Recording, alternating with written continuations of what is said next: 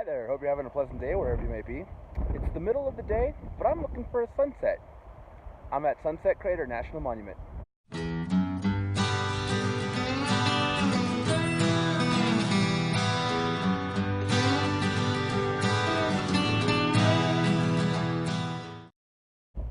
Sunset Crater National Monument is one of 3 national monuments in the Flagstaff area, and it's very closely related both geographically and sort of a shared history with nearby Wupatki.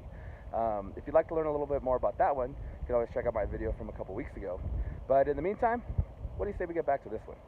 Sunset Crater is a volcano that sits on the eastern edge of what's known as the San Francisco Volcanic Field, which is a large area that extends as far west as Williams and as far east as past Flagstaff here. And it's littered with over 600 volcanoes, all kind of surrounding the San Francisco peaks, which are of themselves the remnants of a much larger volcano.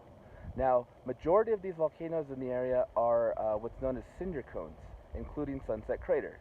A cinder cone like this is the result of when magma reaches the surface through cracks and then punches its way through. There's a lot of high pressure gas in there that ejects the lava up into the air. It cools before it hits the ground, and it collects around where the lava was coming out and slowly but surely builds up over time. Then once the pressure is pretty much all gone, the lava sort of oozes out and you get these large lava fields. Now, what I love about walking through lava fields is seeing all the different textures and patterns and things that are just frozen in time. You see a lot of interesting folds and cracks and jagged edges and things. If you just look around, you just see all sorts of different features that are just cool to look at. Like this one, this is known as a squeeze up, and it's created not unlike a lava tube where the outer layer cools and then the molten lava underneath is still flowing, but eventually it kind of forces its way out, kind of makes a little crack, and then oozes out, and eventually that cools too, and you're left with these like fin features. It's kind of neat. Now, in addition to seeing the rock formations, it's pretty cool to see the life as well. You see trees and plants and things growing in very unique spots, sort of inhospitable conditions. It's really awesome to see them where they sprout up. I guess Ian Malcolm was right. Life does find a way. Now, what makes Sunset Crater very unique is that it's pretty much the youngest one in the San Francisco Volcanic Field. So that means that it erupted around 1,000 years ago. And it only took about several months to a couple years to build up and then eventually go extinct. But by being about 1,000 years ago, that means that people were living in the area. People witnessed this. So the local Native Americans, a lot of them, this is considered sacred land, and they also have oral traditions that talk about the volcanoes. It's also probably a reason why nearby Wupatki National Monument is so closely related, and they're kind of like sister parks. Now, in more recent times, this did become a tourist attraction. In the late 1800s, early 1900s, it was encouraged for people to climb to the top. Unfortunately, that causes a lot of erosion. You get these deep ruts. In 1930, this was declared a national monument, or around 1930. However, you could still climb it up until the early 70s. When they finally put a stop to that, you could no longer climb to the top, and then they did their best to fill in the ruts. But you could still see some of the scars on the mountain there.